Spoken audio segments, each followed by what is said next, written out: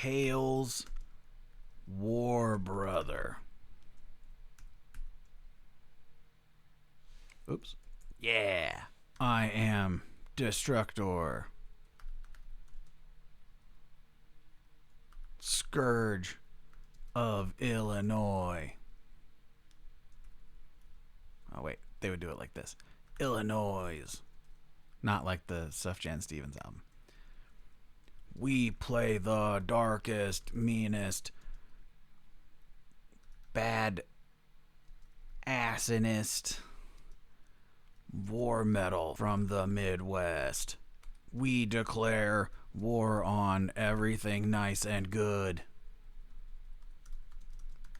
Please declare war with us and release our demonic EP.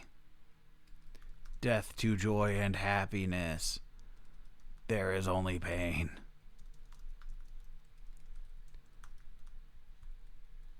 Attach MP3. Yours truly, Destructor, Scourge of Illinois. In this video, we're going to talk about how to submit to record labels. We're going to operate on the assumption that you've seen my first video on the topic where we talk about what record labels do and why you may or may not need one, which is here. And also under the assumption that you have decided that you need a record label and you have watched my video on how to find the right record label here. And you have decided this is for you. You want a record label. You found one that you think is a good fit. It's go time. This is your Super Bowl. This is going to be your ticket to punk rock stardom or whatever genre you're operating in. This is it. This is your golden goose, your best chance at achieving your dreams. So let's talk about how best to do that so that you don't goof it up along the way.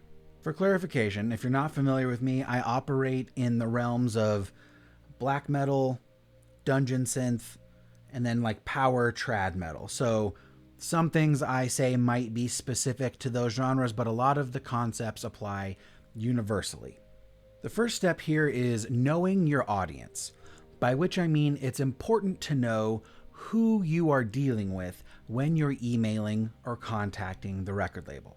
When you're looking at this label, what style does this label deal with primarily?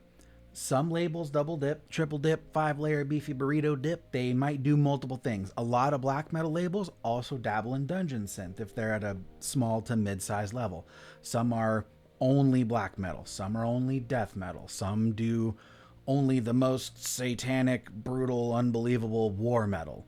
Some labels are only dungeon synth and they only want stuff from keyboards or plugins. It kind of just depends. But the important part here is that you understand what this label does primarily and that you have determined that you are a good fit for what they are doing.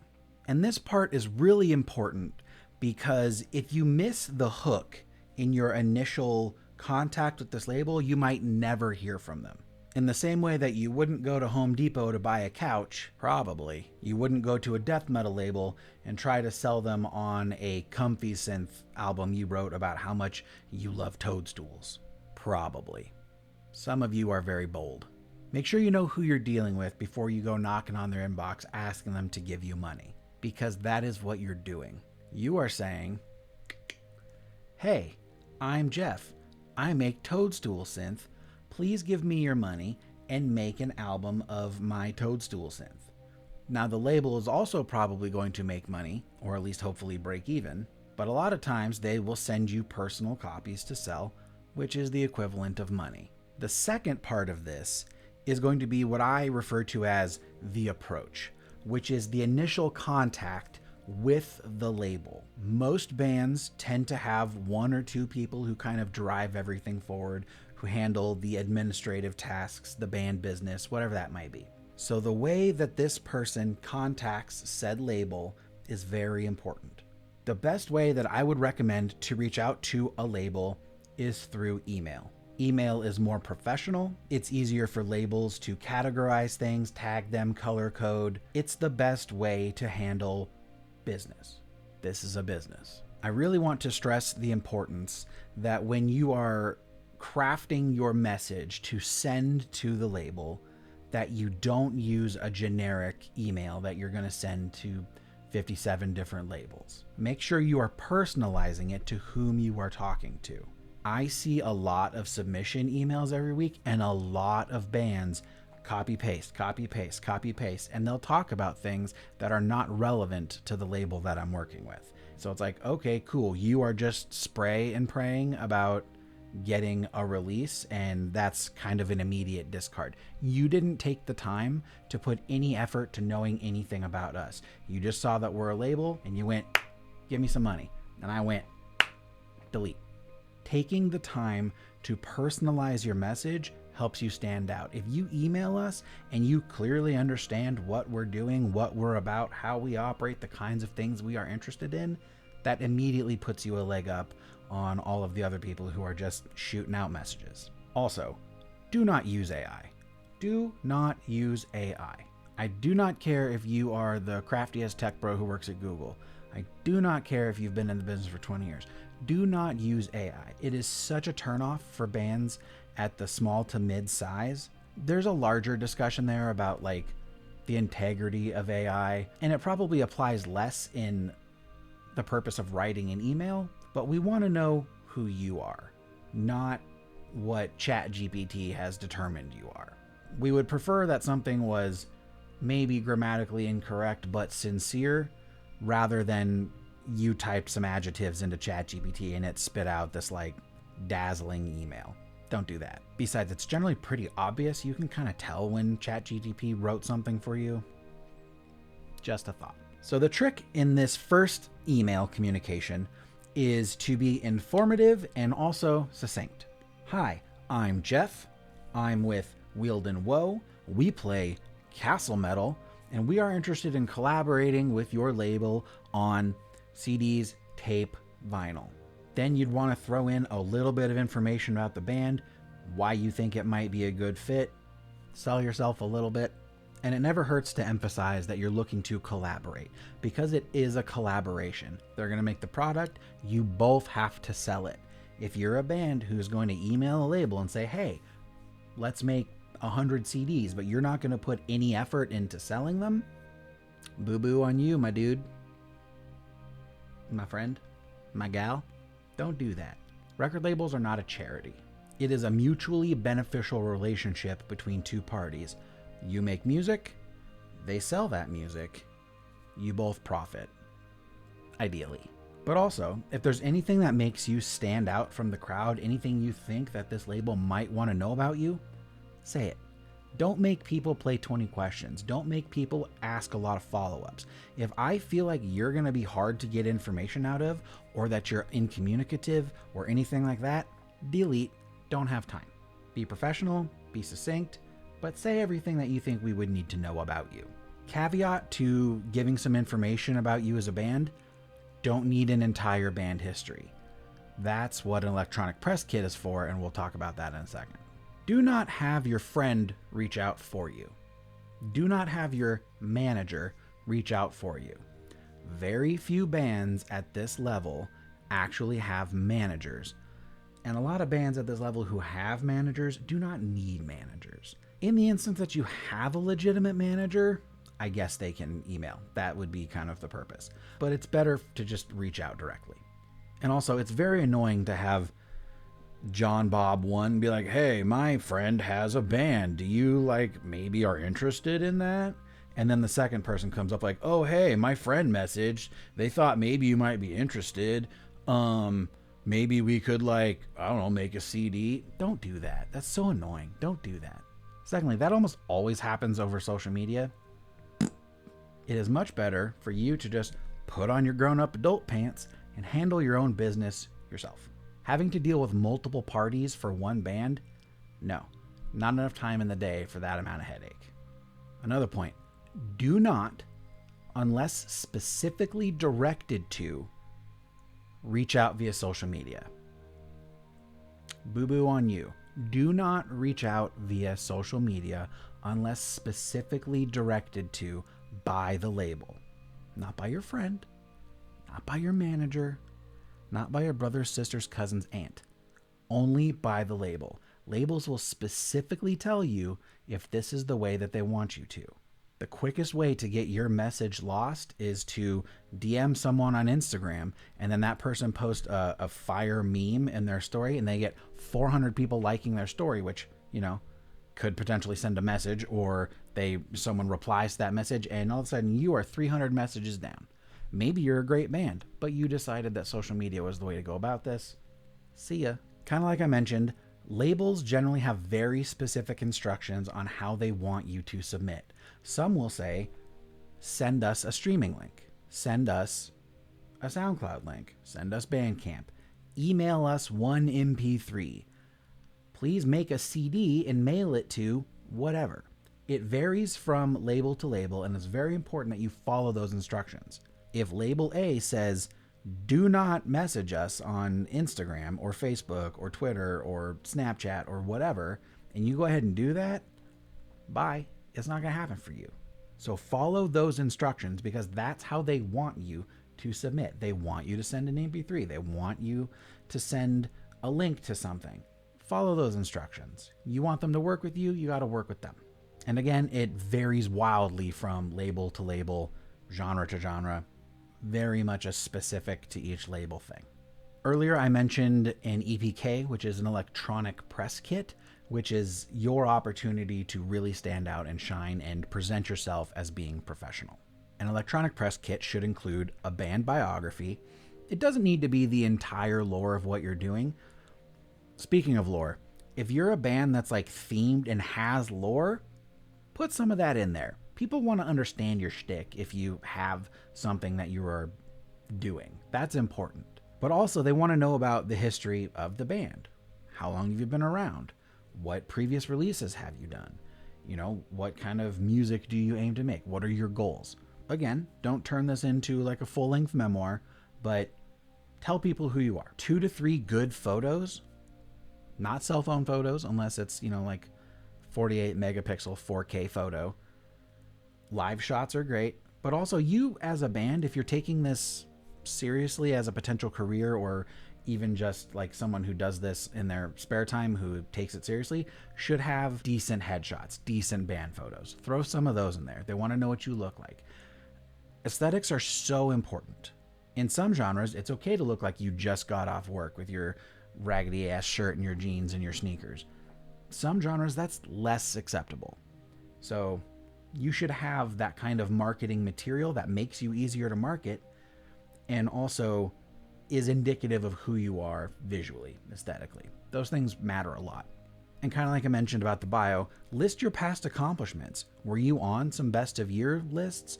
Have you done any previous touring? What are your plans for touring? Have you received any awards? Who have you released with in the past? Those kind of things are important for a label to gauge whether or not you would be a good fit for them. Your music might rock, but if they're not going to be able to support you in the way that you want to be supported, then that might lead to a bit of a rocky relationship. And like I've mentioned in my other video, everybody knows each other in your genre. So it's better to have a really good relationship than have one that goes south and then potentially tarnish your relationship with a bunch of other people. You should also have links to all of your social media, because a lot of labels do go and vet bands before they reply to them or agree to work with them. It's not incredibly uncommon anymore to see a label link up with a band and then someone goes, actually, abuser, and then that band gets dropped immediately. And it's important to know these things up front, because that kind of social currency goes a long way. You don't want to be the band that's problematic, but that's also up for you to self-police. Don't be problematic. It's not that hard. So on top of links to all of your social media, you should also have contact information. Designate 1 or 2 people in the band who are the contacts. Typically, this kind of works itself out naturally. Like I said, there's 1 or 2 people per band who are like the person. That person runs the email. That person runs the social media. Whoever is the most online for the band should be the person. Phone number, email address, name. Don't use your moniker. If you work in a genre where you're like, I am Destructor, Scourge of Illinois, do not put that in your press kit. This is for you to be professional, look like not a complete dork in an already oversaturated business. Be a real person, not Destructor, Scourge of Illinois, please. But also, if that label likes what you've submitted and they like your press kit, you're going to be really bummed if they can't get a hold of you, because most labels are not going to hunt you down. If you don't reply to 1 or 2 emails, they're moving on. They're not going to go find you on Twitter. They're not going to go find you on Instagram. There are so many other bands in the world. You are not so significant as to be worth hunting down, probably. Another reason it's good to list what other labels you've worked with in your press kit is, like I said, they all know each other. They'll go ask. So if you want to work with label B and they can see that you worked with label A, they'll go say like, hey, was Jeff's band cool? Yes. Did they conduct themselves professionally? What were they like to work with? Did they give you the required materials on time? Were they responsive in like the marketing and the promoting of the material? Those things are important. For as much as everybody thinks that this is just like riding around in vans and chugging beers, it's a business. These things are so important and you have to take it seriously. Now, when it comes time to actually send the message to the label, there are a handful of different ways to go about this. My preferred method, unless specifically instructed otherwise via the label, is to send a streaming link. And there's a couple ways to go about that. My personal favorite is Bandcamp Pro. I'm not sponsored by Bandcamp, but I am open to negotiations. Last time I checked, Bandcamp Pro was $10 a month, and you probably aren't going to be pushing your album 12 months out of the year. Bandcamp Pro gives you metrics on who's listening to your stuff. You can send private streaming links with a customizable message, as well as the link attached to it that you can send to labels, jeffslabel1@gmail.com, and Bandcamp will send them a message and says, hey, Jeff's band wants to send you something, and then you can like customize the message, which goes a long way and saves you from having to like email them from your actual email if you're kind of not one of those people. I really like that because Bandcamp will tell you when that person has opened the link. So you can say, oh, hey, Jeff's label opened the link. And then you can know that they at least looked at it, which gives me a lot of peace of mind. I don't know about you guys. Also some anxiety. The second way I would recommend would be to get a SoundCloud account. You can upload your album, mark it as private, send people a link that way. That is just as fine. The Bandcamp route is not required. SoundCloud gets sent to us a lot. SoundCloud is fine. It kind of varies, again, by genre and style, but that's a perfectly acceptable way to go. The third way to do it digitally would be through like Dropbox, Google Drive, upload a thing, send people a link. That is a little less elegant to me. There's something about that that I value less than the others, but that's just me. Those also work the same. What you don't want to do, unless specifically instructed otherwise, is to do anything that requires anybody to download something. You don't want to be sending labels that you don't know anything about, things they have to download. That's immediately kind of unless they specifically said to do so otherwise. Do not send an MP3 they have to download. Do not send a WAV file. WAV files can be huge. Don't do that. Do not put a bunch of WAV files in a zip folder and send that. Do not send them a WeTransfer. The amount of times that we've received emails where people are like, oh, please download this link so that you can view all of the mastered WAV files. Bro, you are not paying for my internet connection. I'm not downloading half a gig of your mastered WAV files for your Dungeon Synth product. Get a grip. Do not make people download things unless they say otherwise. I am way more receptive to clicking on a Bandcamp link, a SoundCloud link, or a Dropbox Google Drive than having to download something. If I have to download something, I'm just not going to. Nope, moving on. So at this point, you have a very carefully crafted message, you have a press kit to attach to your email, and you have digital music that you're going to send them. One thing to note about the Bandcamp method is I don't think they allow attachments yet, so you can't like attach your press kit to it. So what you might do is in the message say, hey, press kit available. What I like to do is I do the Bandcamp thing and then I email myself the link. Then I write a message from my account, include that link, and then I keep track in a separate spreadsheet of what link got sent to what label. That's kind of pedantic and crazy and just the way that I do it. But that way I can attach the press kit to it. Also make sure your press kit is a PDF, but you can attach the press kit to it and then rock and roll from there. I also saw something that I thought was pretty slick a couple weeks ago where a band had a digital press kit in the form of like a private link tree that wasn't publicly broadcasted, but you could click on this link tree link and it had their Bandcamp, their Spotify, all their social media. I thought that was kind of clever. So that's also an option for you. But you have a message, you have your press kit, and you have music to send to a label. Terrific. Do those things. Then you wait. It is a waiting game. If you email someone and then you email them again 3 days later, bye. Not how this works, man. When it comes to following up, there's etiquette. The first thing you need to understand is that you are not owed a response. They do not owe you a response. Some labels will even explicitly say on their submission forms, do not reach out to us. If we like it, we will reach out to you. And the quickest way to turn people off of wanting to work with you is by not following their instructions. Most small to mid-level size labels are 1, 2, 3 people maybe a small team who have lives outside of your burgeoning music career. You are not the priority you think you are. And it's not that you aren't important or that your art isn't important. It's just that you don't get to determine how important you are to other people. So once you've submitted to your labels, give it 2 weeks. Ballpark of that. Some labels might say, hey, reach out if you haven't heard from us. Some will say, don't reach out to us at all. It's okay to reach out if they don't say not to, or if they say to within a certain time frame. That's fine.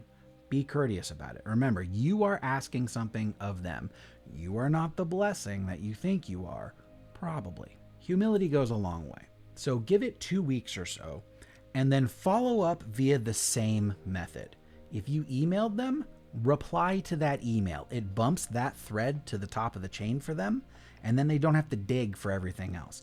Do not start a new thread.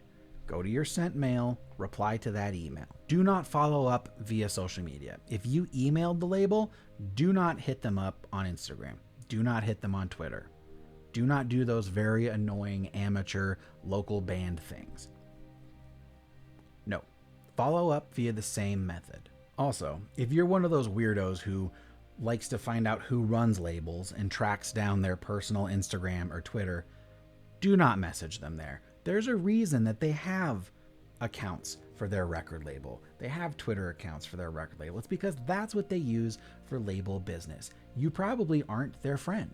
You're probably a stranger and they probably don't know who you are. So if you just pop into their inbox like, hey, I'm Steve, you didn't answer my email, get out of here, dude. People have boundaries and you should use business channels for business purposes. Just because they have a non-private personal Instagram account is not a license to go into their inbox and be like, you didn't respond to my war metal demo. Now you're definitely not going to get released. Also, creepy.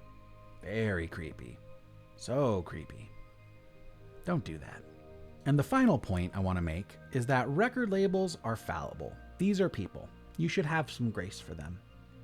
They have lives outside of the record label. Mostly. Sometimes things get missed. It isn't that serious. In the big grand scheme of things, it isn't that serious. Don't email people and harass them. Don't email them repeatedly. If you've sent 2 emails and got no response, move on. It happens.